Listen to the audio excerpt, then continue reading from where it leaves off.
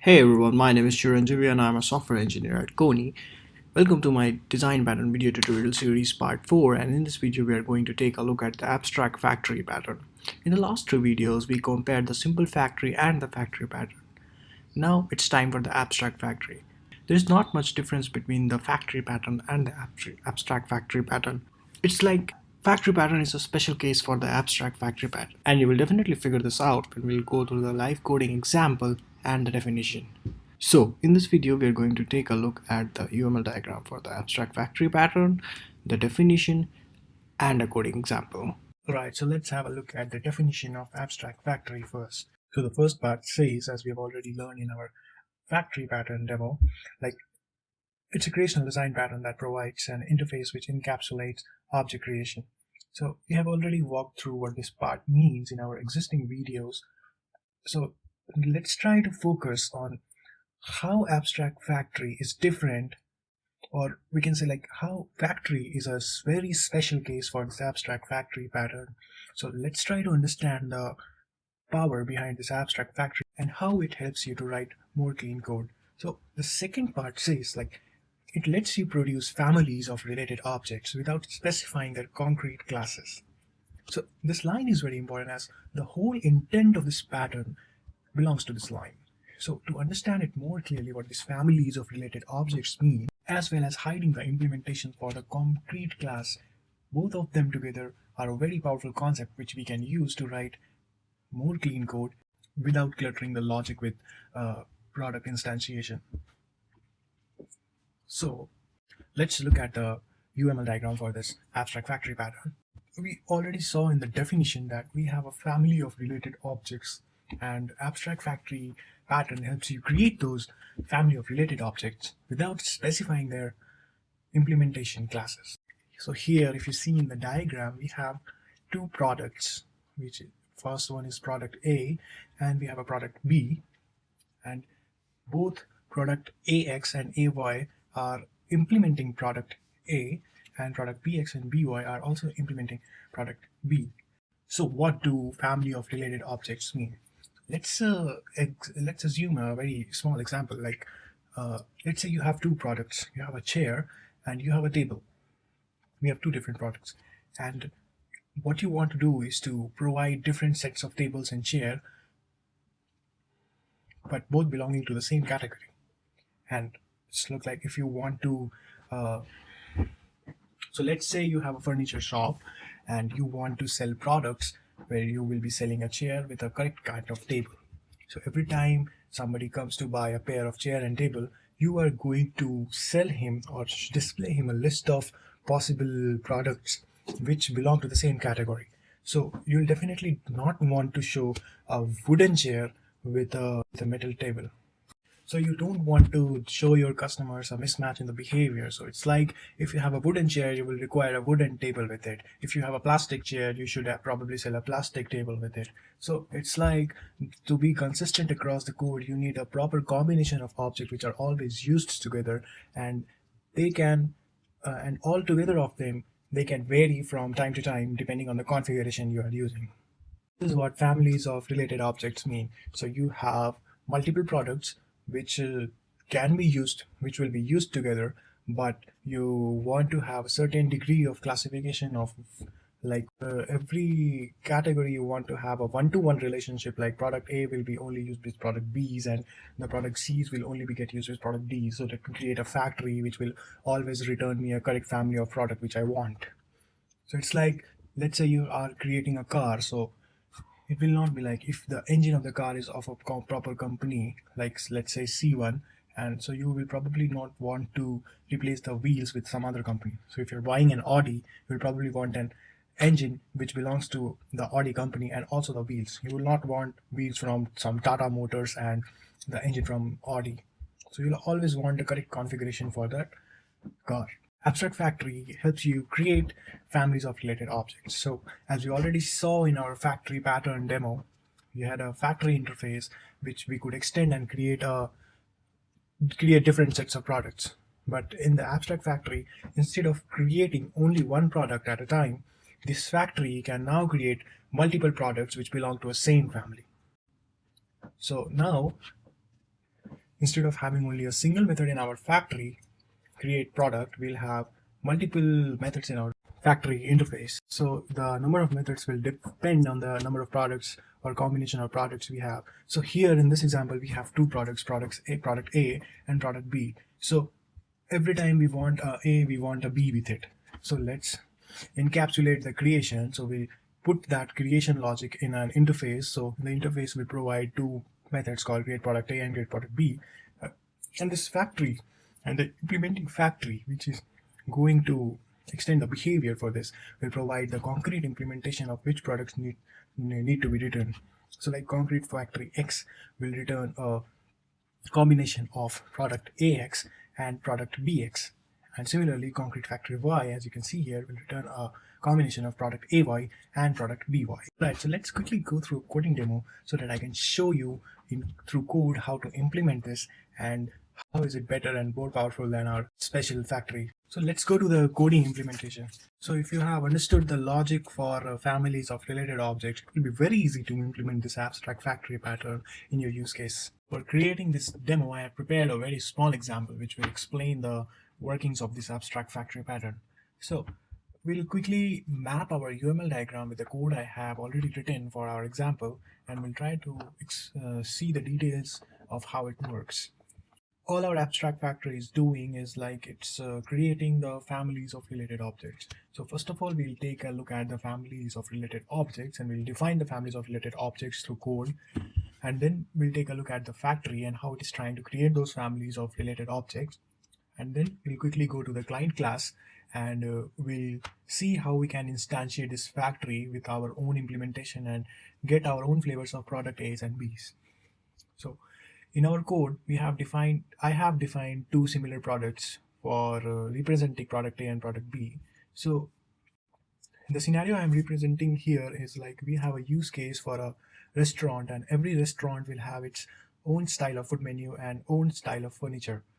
So every restaurant which gets created will have a family of these objects. So every time you create a restaurant, you'll need a specific type of food menu for only that kind of restaurant and a specific type of furniture also. So you cannot mix two different kinds of food menus and furniture with different instances of restaurant objects. So the first product we have created here is our food menu, which is being represented by this class. And as you can see, it has the responsibility of encapsulating all the subclasses it will have, and it will provide a method to interact with the subclasses, but it will not provide any implementations for it. All the implementation code will go into the subclass for this food menu, and when we have to use it, we'll be using the abstract food menu reference to invoke our actual functionality. The second product we'll be using is our furniture class. So like our food menu class, this is our abstract furniture class, which will also provide abstract method use for its subclasses to implement. So now we have taken a look at our product objects. We'll quickly go ahead and take a look at one of these concrete implementations. So I have created two different kinds of restaurant menus and furniture styles. So one is called Domino's food menu and Domino's furniture, and the other one is for KFC food menu and KFC furniture. So all I'm doing in this Domino's food menu is that I'm extending our food menu abstract class and providing the implementation for this render method. So every time we are calling the render method on our food menu class, it will go ahead and implement this render method and actually call the render method inside Domino's food menu. Similarly, for our furniture class also, we are doing the same thing. We are overriding the use method so that whenever we call the use for this furniture, it will call the use for the underlying subclass, which is implementing the abstract use method. So we have explained how this interface we have explained how this product A and product B is being implemented in our code. So let's quickly go to our left side of this UML diagram and let's see how we are implementing the factory in our code. So we'll quickly go to that factory method, factory class. We'll quickly go to the factory class and see, like here in our simple factory demo, we had only one product which was created. Like every time we were creating a factory, it was only creating a pet. So here in this abstract factory, what we have is a we are creating multiple products. So for our product 1 is food menu and our product B is furniture. So it's like you can see here we have two products, and in our abstract factory interface we have defined two separate methods for creating two flavors for product A and product B. So we'll quickly go to our one of our implementation for the factory and see how this is implementing. So we have created a Domino's food chain factory, which of course will always return the combination for food menu and furniture, which will be relevant for the Domino's food chain restaurant. So what this Domino's food chain is doing is implementing our abstract factory and providing the implementation for both the methods which we define in this abstract factory. We have also defined a restaurant with abstract factory class, which basically is holding the references of the products which the factory will create for itself. So I have also created one small example what this code will look like if you don't go through this factory method approach. So I have created a restaurant without abstract factory class, which shows you how the code will look like if you don't use a factory method. So we are going to tell, like, the client program will tell like what kind of food chain factory we want to go into, and if it's a Domino's food chain factory, we are hard coding the creation of that food chain products inside the restaurant itself. And if it's a KFC food chain type, we are again hard coding the instance. So here, as you can see, we have only two products in our family. Let's say we have like 4 or 5 products in our family, and we have like 4 or 5 categories of the family. So it's like this code will again go to like, it will be like much instantiation inside this logic, and it's this also. So this code will become very cluttered. At the end, it will be very hard to manage all these dependencies for this restaurant object.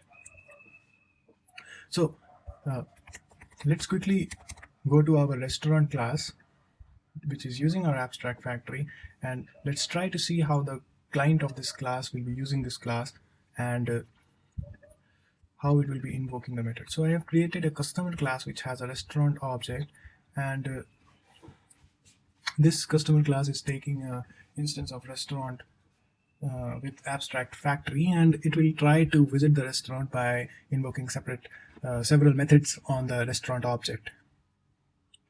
To run this program, I have created a separate class called simulation.